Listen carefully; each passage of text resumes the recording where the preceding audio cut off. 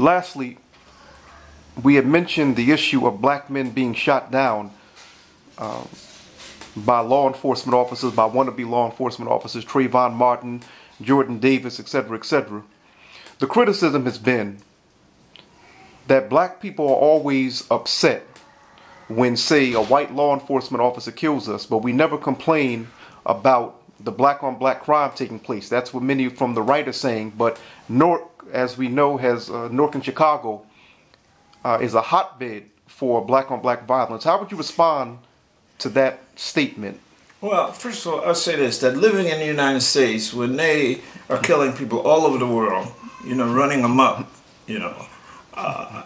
even in the suburbs of the United States, where they're killing 20 children at the trip, shooting 70 people in, in the mall and stuff like that.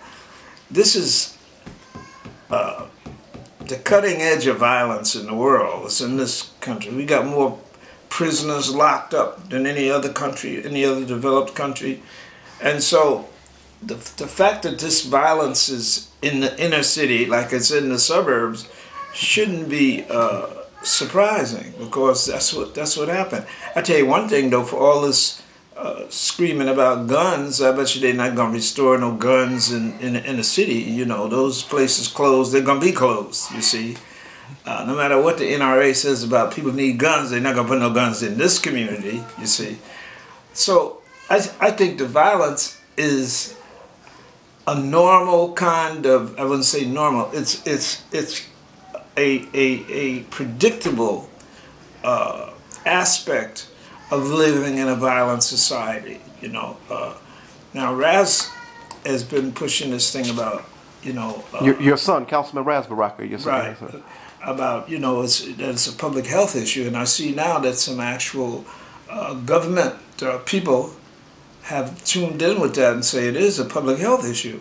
Now we have to find out now that they agree, what are they going to do about it? See, are we going to get some money for some kind of programs to help them, to try to some widespread psychoanalysis of these people? How can the ghetto be reshaped to whatever extent, to cut down on that? Because, and then the whole thing about being in a ghetto, man, Newark's not even a whole city. It's really like a place under attack, first of all, like you say, the biggest money makers in the city don't even pay taxes. So what little resources we have are systematically stripped from us. Now the schools are being taken over completely by some book appointee. They're talking about education in Newark is suffering. Well, they should blame the state. The state has been in charge of Newark schools for 17 years.